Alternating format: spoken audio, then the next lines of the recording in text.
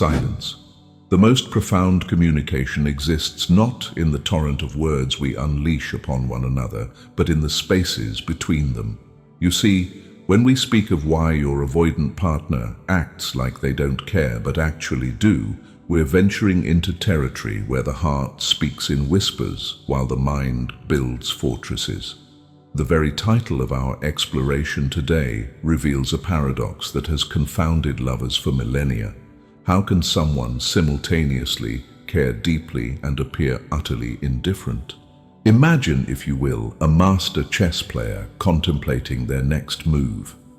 To the untrained eye, they appear disengaged, perhaps even bored. But within that silence, within that apparent indifference, lies a hurricane of calculation, strategy, and yes, profound investment in the outcome.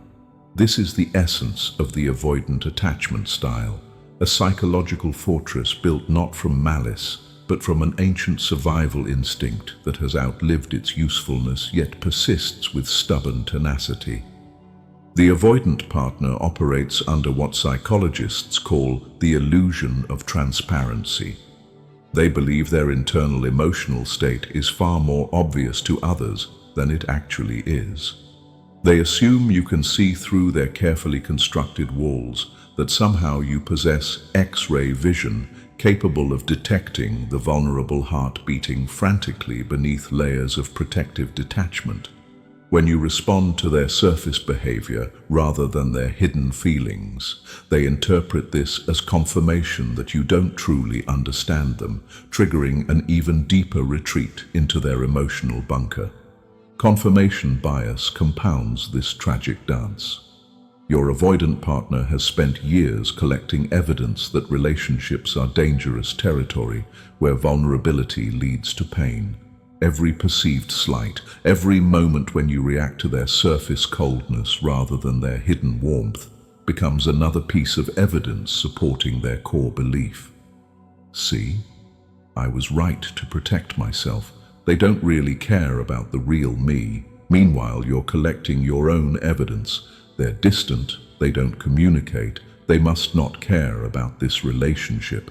Two people, both desperately seeking love, both accumulating proof that love is either unsafe or unavailable.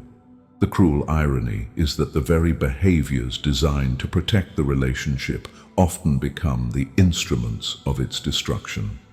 The avoidant partner withdraws to prevent hurt, which hurts you, which confirms their belief that relationships are painful, which causes them to withdraw further. It's a psychological Ouroboros, a serpent devouring its own tail in an endless cycle of self-fulfilling prophecy. But here's what makes this phenomenon so fascinating and ultimately hopeful. Understanding the mechanism breaks its power. When you comprehend that your partner's emotional withdrawal is not evidence of their indifference, but rather proof of their profound investment, everything changes. Their silence becomes a different language, one you can learn to speak and understand.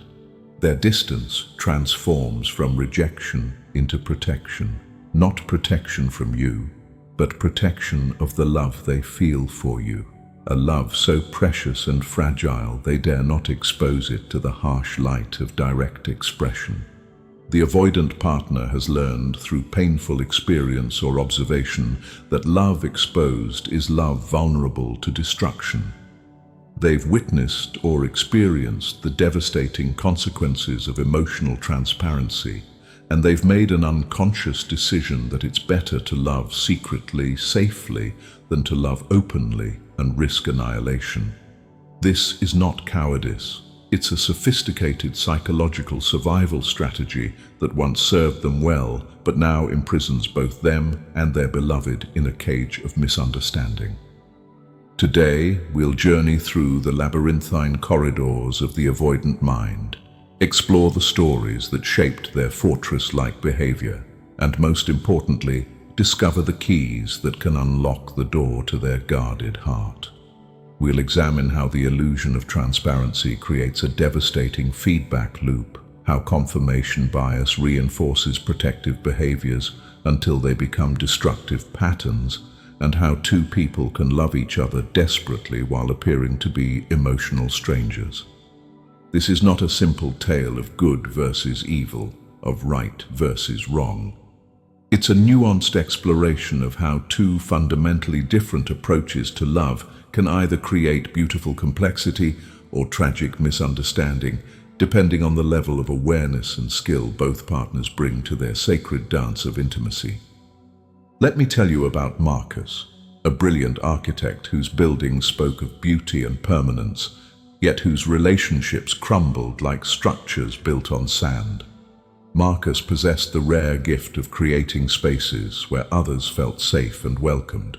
But when it came to his own heart, he was a tenant in an empty building, admiring the structure from a careful distance. Sarah entered his life like sunlight streaming through cathedral windows, illuminating corners he'd forgotten existed. Their early courtship resembled a delicate architectural dance, Sarah drawn to his mysterious depth, Marcus terrified by her radiant openness. For months they existed in perfect harmony, each maintaining their comfortable distance while savoring the warm glow of newfound connection. But love, like water, seeks its own level, and Sarah's natural progression toward deeper intimacy triggered Marcus's sophisticated defense systems. When she suggested meeting his family, he suddenly remembered urgent projects requiring his immediate attention. When she spoke of future plans together, he developed an uncanny ability to redirect conversations towards safer topics like weather patterns or restaurant recommendations. Sarah, being a woman of considerable emotional intelligence, initially interpreted Marcus's behavior through the lens of her own transparency. When she felt love, she expressed it freely. When she desired closeness, she moved closer. The possibility that someone could feel intense love while simultaneously creating distance seemed as foreign to her as speaking ancient Sanskrit. She began collecting evidence of his indifference, the deflected conversations, the emotional unavailability, the way he seemed to vanish precisely when she most needed his presence. What Sarah couldn't see was Marcus's internal experience. Every time she reached for deeper connection, his nervous system interpreted her approach as a potential threat to his carefully maintained equilibrium. His withdrawal wasn't rejection of her love, but protection of it. In his mind, allowing her fully into his heart meant risking the kind of devastating loss he'd witnessed his father experience when his mother died suddenly when Marcus was 12. The tragedy deepened because Marcus believed his love for Sarah was obvious. He showed up for their dates promptly, remembered her preferences, listened intently to her stories about work challenges. In his mind, these consistent behaviors clearly communicated his deep affection. He was experiencing the illusion of transparency, convinced that Sarah could see his love despite his careful emotional boundaries. Meanwhile, Sarah's confirmation bias was collecting evidence that Marcus was fundamentally unavailable.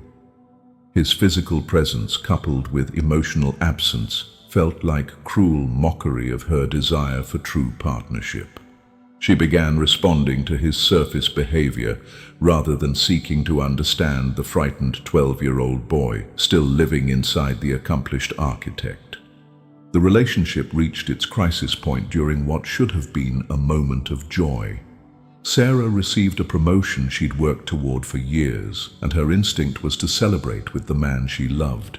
But when she called Marcus, expecting enthusiasm and perhaps plans for a romantic dinner, she encountered his familiar emotional distance. He congratulated her with the same tone he might use to acknowledge favorable weather conditions. Sarah felt devastated. Here was proof positive that Marcus didn't truly care about her success, her happiness, her life. What she couldn't see was Marcus's internal celebration coupled with his terror. Sarah's success made their relationship feel more real, more permanent, more dangerous. His congratulations were delivered through gritted teeth, not because he wasn't happy for her, but because her joy made him acutely aware of how much he had to lose. That night, Marcus sat in his apartment staring at architectural drawings that suddenly seemed meaningless. He loved Sarah with an intensity that frightened him, yet he'd managed to convince the woman he adored that he was incapable of caring.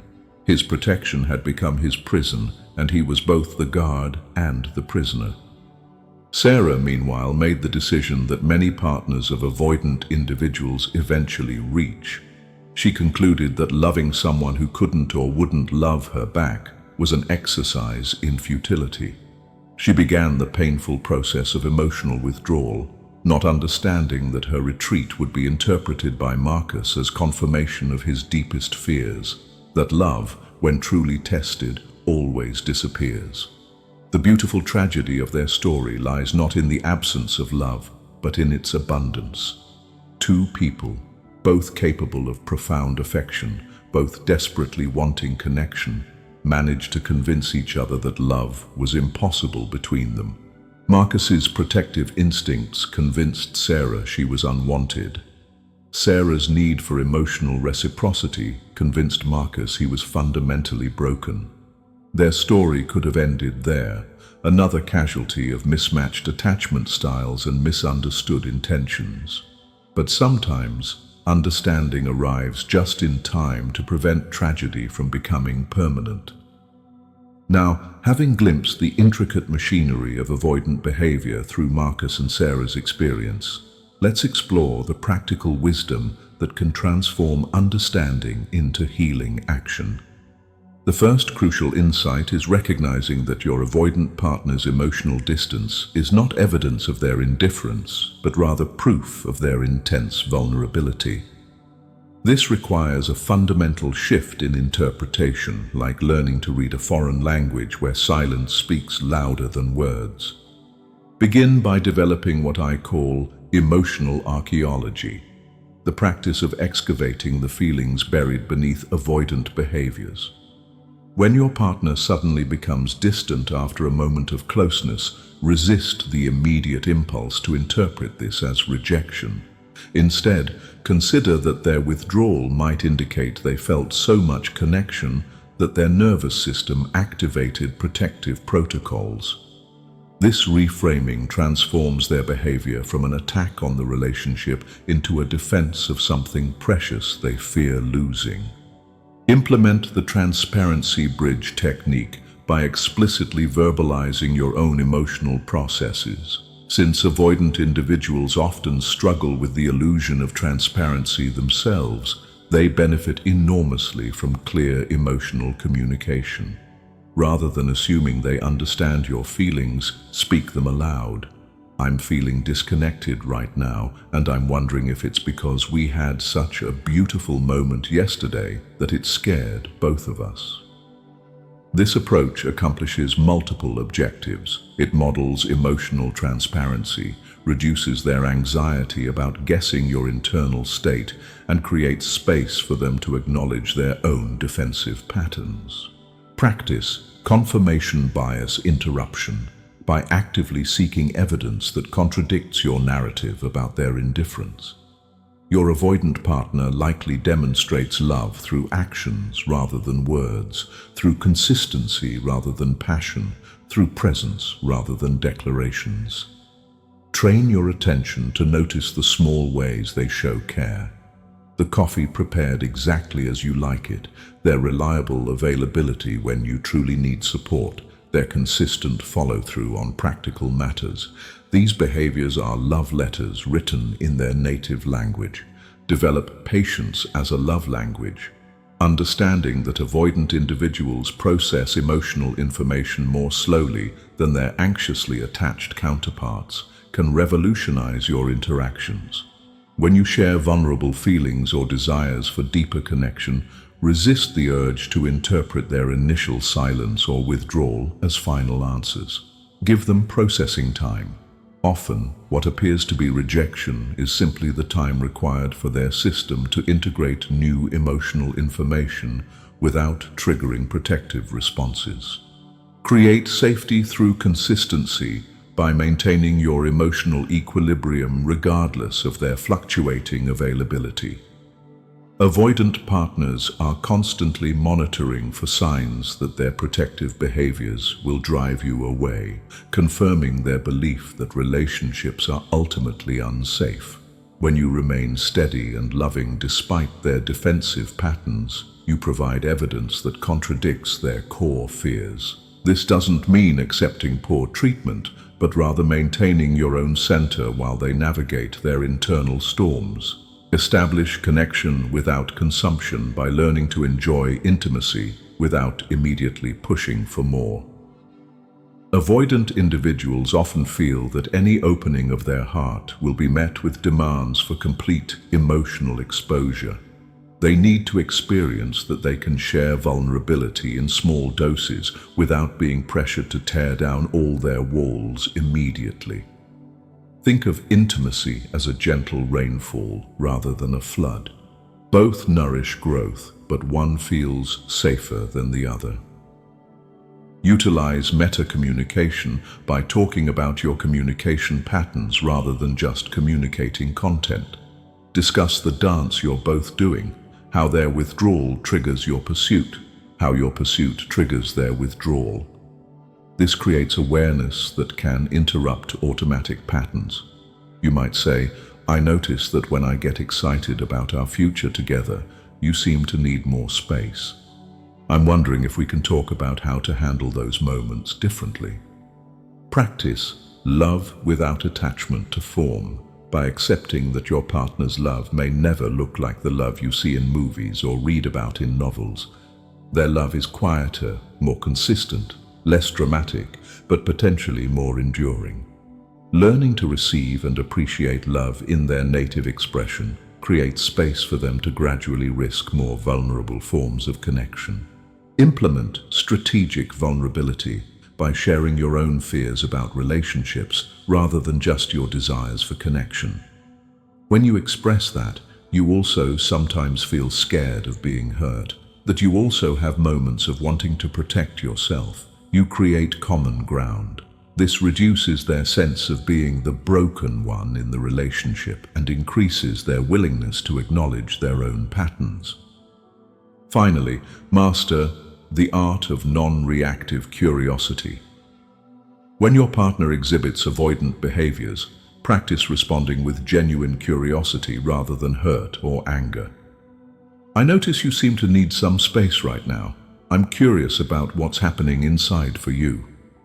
This approach reduces their defensive activation while gathering information that helps you understand their internal experience. Remember that change in attachment patterns occurs through repeated experiences of safety, not through logical arguments or emotional appeals. Your consistent, patient, understanding responses gradually provide evidence that challenges their core beliefs about relationships.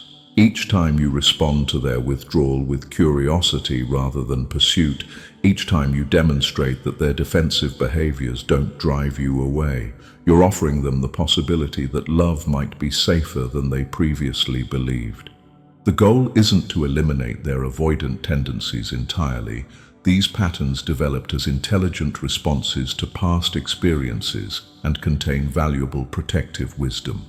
Rather, the objective is to create enough safety that they can choose vulnerability when they're ready, knowing that their protective patterns remain available if needed. As we reach the conclusion of our exploration into the paradoxical world of avoidant love, I want you to imagine Marcus and Sarah 1 year later. They're sitting in the same restaurant where they had their first date, but everything has changed. Not because Marcus has become someone entirely different, but because Sarah learned to read the language he'd been speaking all along. When Marcus grows quiet now, Sarah recognizes it as his way of processing intense emotions rather than rejecting her presence. When he deflects conversations about the future, she understands he's not dismissing their relationship, but rather protecting his hope from the vulnerability of expectation. Most importantly, she's learned to see his consistent presence, his reliable care, his quiet attentiveness as profound declarations of love. Marcus, meanwhile, has begun the delicate work of translating his internal experience into words Sarah can understand. He's learned that his assumption that his feelings were obvious was just another way of protecting himself from the risk of explicit vulnerability. He's discovered that speaking his fears aloud, "I love you so much it terrifies me," actually makes them less powerful rather than more dangerous. Their relationship now resembles a beautiful architectural collaboration, with Sarah's natural emotional expressiveness complementing Marcus's steady, foundational presence. They've learned to dance together rather than stepping on each other's feet, understanding that their different approaches to love can create symphony rather than discord. This transformation didn't happen through dramatic confrontations or ultimatums. It occurred through thousands of small moments where understanding replaced assumption, where curiosity conquered judgment, where patience defeated the rush toward immediate gratification. Sarah learned that loving an avoidant partner requires the wisdom to see beyond surface behaviors to the scared, protective heart beneath. Marcus learned that being loved safely allows even the most defended heart to risk occasional vulnerability. The illusion of transparency that once created such painful misunderstandings has been replaced with explicit communication. Instead of assuming they understand each other's internal states, they've developed the habit of gentle inquiry and clear expression. Confirmation bias no longer runs unchecked. Both partners actively seek evidence that contradicts their fears rather than confirms them. Your journey with your avoidant partner may not follow the same timeline or trajectory as Marcus and Sarah's story. Some relationships require professional support to navigate the complex terrain of attachment differences. Others may discover that despite love and understanding, their fundamental needs remain incompatible. But armed with the insights we've explored today, you're equipped to make these determinations from a place of clarity rather than confusion. Remember that your avoidant partner's seeming indifference is often inversely proportional to their actual level of caring. The more they appear not to care, the more they might be protecting something precious. Their emotional fortress wasn't built to keep love out, but to keep it safe. Your patient, consistent, understanding presence can gradually convince them that love doesn't require such elaborate protection. The work ahead requires extraordinary patience, profound compassion, and the wisdom to love someone in their own language rather than insisting they speak yours. It demands that you become fluent in the subtle communications of quiet consistency, reliable presence, and gentle unavailability that masks desperate longing. Begin today by looking beyond your partner's surface behaviors to the intention beneath. Practice responding to their withdrawal with curiosity rather than pursuit. Create safety through your own emotional stability rather than demanding vulnerability before trust has been established. Most importantly, remember that the deepest love often speaks in whispers, and the most protected hearts often hold the greatest capacity for devotion. Your avoidant partner's love may never announce itself with grand gestures or passionate declarations, but when you learn to recognize it in the morning coffee prepared just as you like it, in their quiet presence during your difficult days, in their consistent choice to remain when their instincts urge them to flee, you may discover a love more enduring than any dramatic romance, more valuable than any easy affection. The choice before you is simple in concept, yet challenging in execution. Will you learn to love in translation, or will you insist on a language that feels natural to you but foreign to them? The answer to this question will determine not just the fate of your relationship, but the depth of connection possible when two different styles of loving learn to create harmony rather than discord. If you believe this video might help someone dear to you, share it with them. A small gesture on your part could mean the world to a friend in need.